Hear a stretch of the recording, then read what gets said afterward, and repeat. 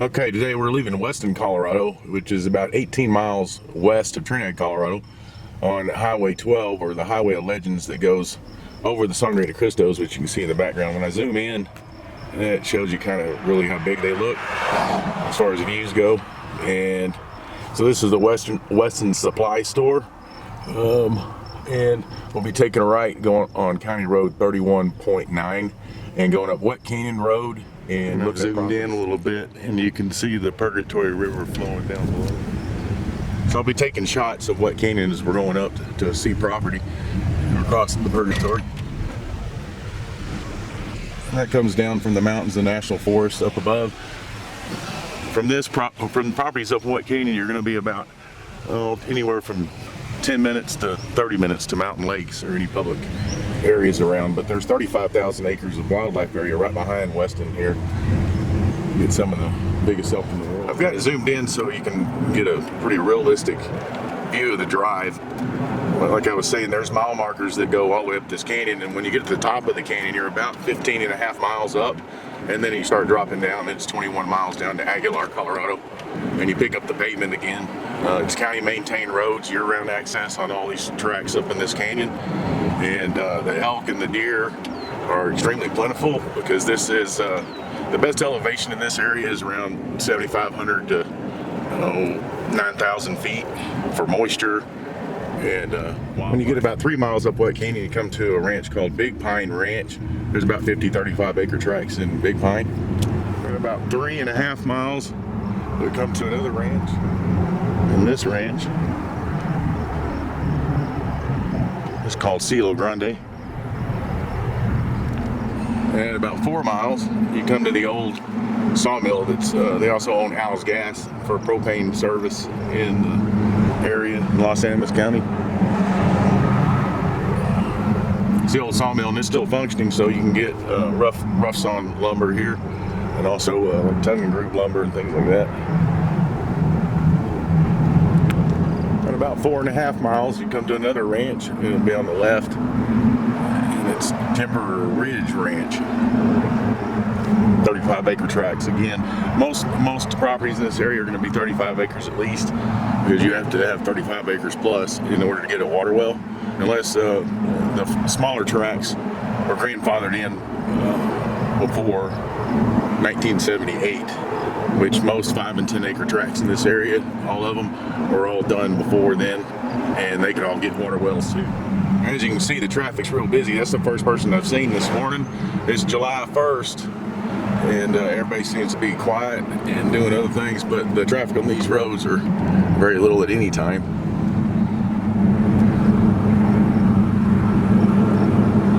Big Pine Ranch, Cougar Ridge.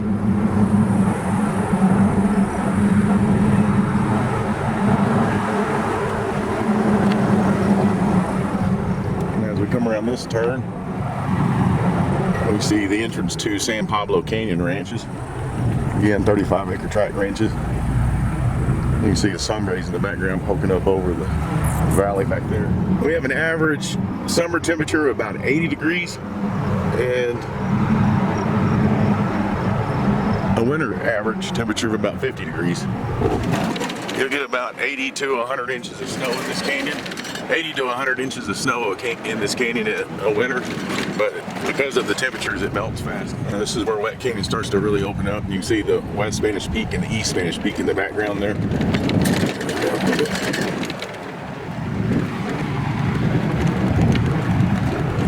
We're about 8 miles up Wet Canyon now.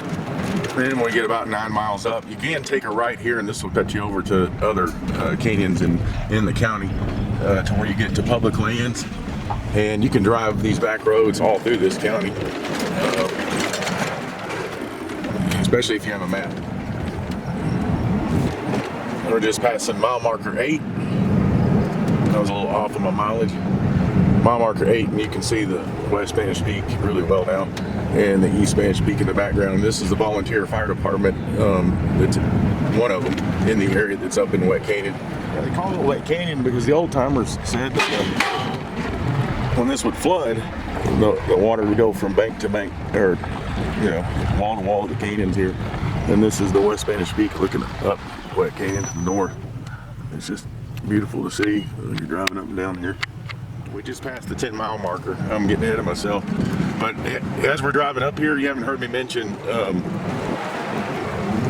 ranches, any more ranches for a while, because we've been driving through what's called Old Cimarron Ranch. So if you hear me talk about that in the future, then you'll know we're Old Cimarron Ranch, 40-acre tract. Those are the Sangre de Cristos in the background as you're driving up, and you can get to those Sangres through and go over Cordova Pass back up in here at the top of Wet Canyon. Get up to, there's mile marker 11. And we're coming to mile marker 12, and then the canyon will open back up again as we're heading up here. And right past mile marker 12, there's another ranch. It was a part of the Old Cimarron Ranch, but they divided it into 5 and 10-acre tracts. And it's called Pine Valley Filing. To go to a portion of Pine Valley Filing, you take a right on Deer Path, County Road 21.5.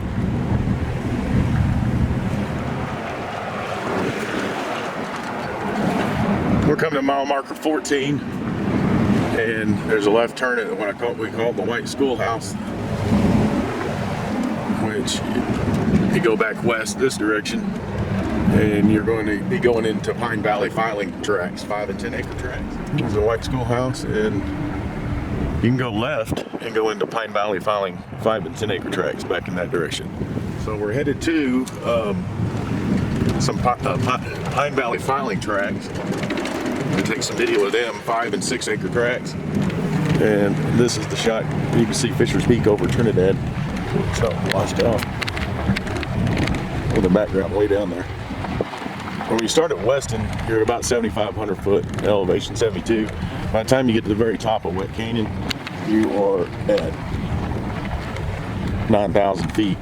Right now we're at about 8,500. These tracks are going to be, Pine Valley Filing tracks are going to be somewhere between 8,000 and 8,500. So we came to the top, we're at the 4-way. I just backed up a little bit so we can go to this Pine Valley Filing track back this way. So when you come to the 4-way at the top, and you're looking back down toward the White Schoolhouse and the West Spanish Peak there, and you'll take a left at the 4-way, and we'll go about a mile and a half down here, and the property will be on our. As soon as you take that left-hand turn, you'll see a right-hand turn, and you don't want to take that.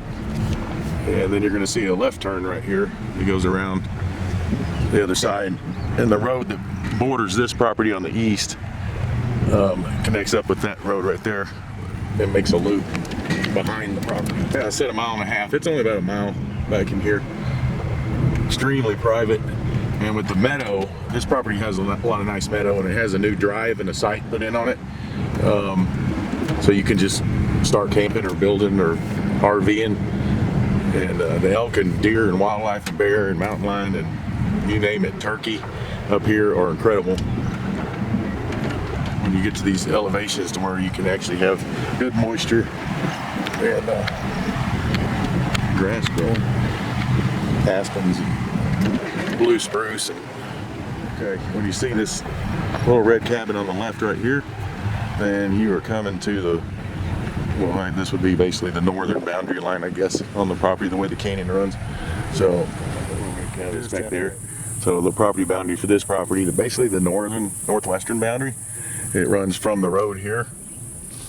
Boundary goes along the road, and I'll drive it, and then it goes up here, up the hill about 3/4 of the way, and then cross that hill about 3/4 of the way up it. And the new road and site drives through it, so you actually have access to your valley bottom down here. Great place to put a water well. Water wells aren't too deep up here, and you get some of the best water in the whole area. Anywhere in Wet Canyon, really. There's a nice cabin across the road.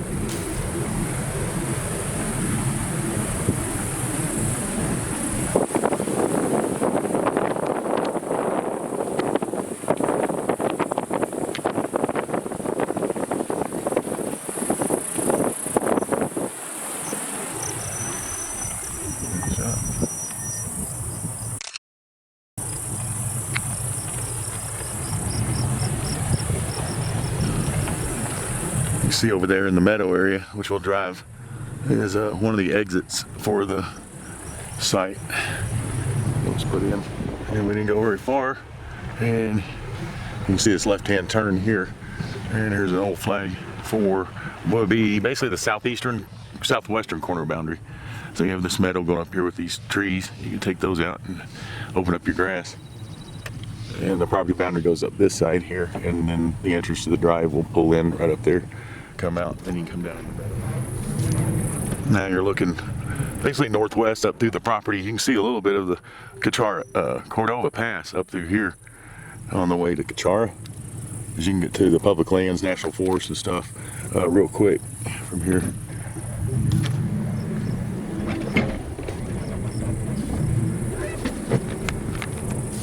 Yeah, through the trees there, I can see the tops of some of the Sangre de Cristos. Zoom in on it yet.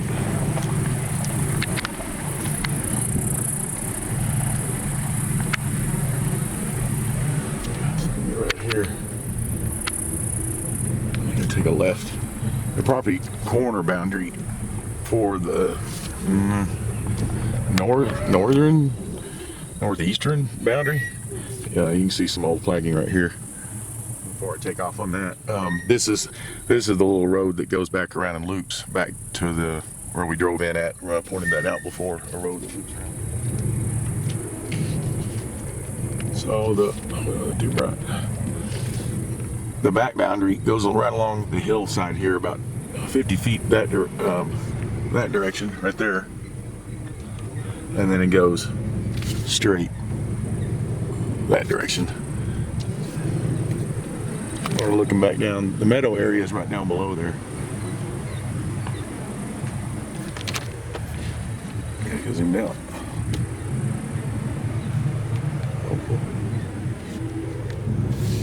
Come up on the site.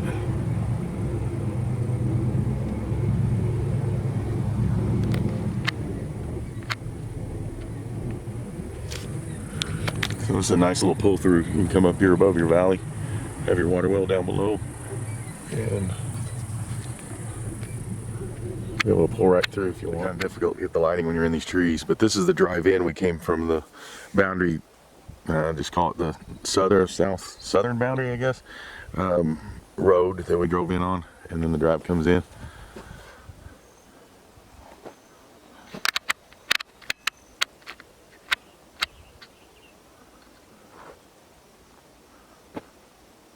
And you can see the tippy tops of the sangres. I can get them through there somewhere. Or your meadow valleys down here. We drove in on a road right there coming south. And then the best way to do this is to drive through it.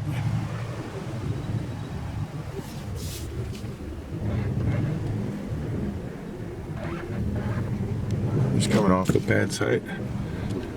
The property goes about 75 yards that way too.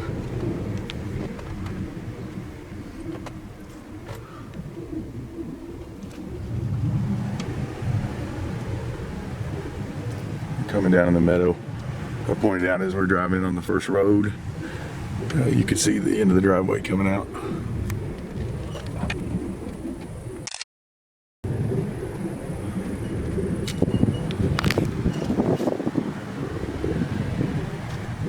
Really good spots to drill water wells down these valleys.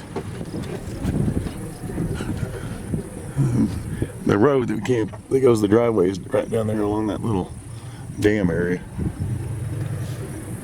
And we came in on this road right here. And if this doesn't have a culvert in it, that little dam area, this will gather some water down there from snow and rainmelt. The site's right up there, and that's really filtering through my windshield, makes it nice. The sunlight, the UV's pretty intense. And elk jaw. I'm just walking up the valley, and once you can see the cabin there, you get about this close. We're going to be right on the boundary line, which goes basically up through here, up to that rock shelf right there, and heads that direction.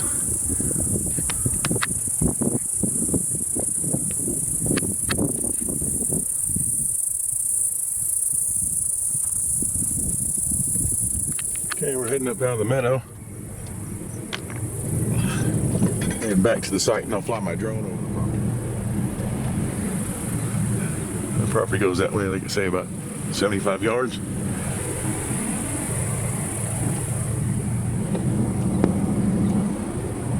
Somewhat.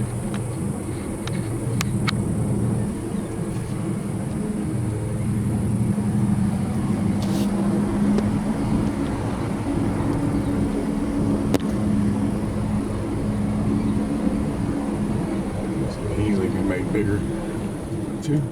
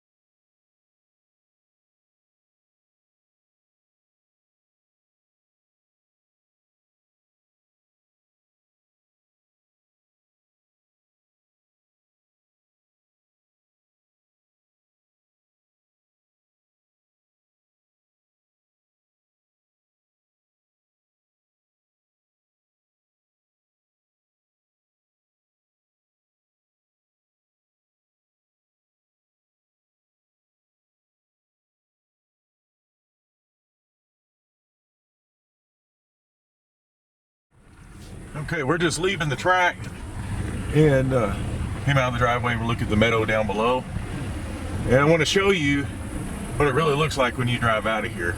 It's absolutely incredible. This property would make the perfect homesteading property in the mountains. This is what I wanted to really show for the drive coming out. You can get a good perspective of where you're at when you see this mountain when you come down this road. It's so huge, it's just incredible.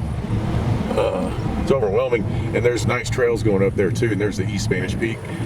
There's the White Schoolhouse. And if you're seeing this on any other place other than my website, please go to ranchviews.com, ranchviews.com. And I do this with all my properties. Thanks for watching.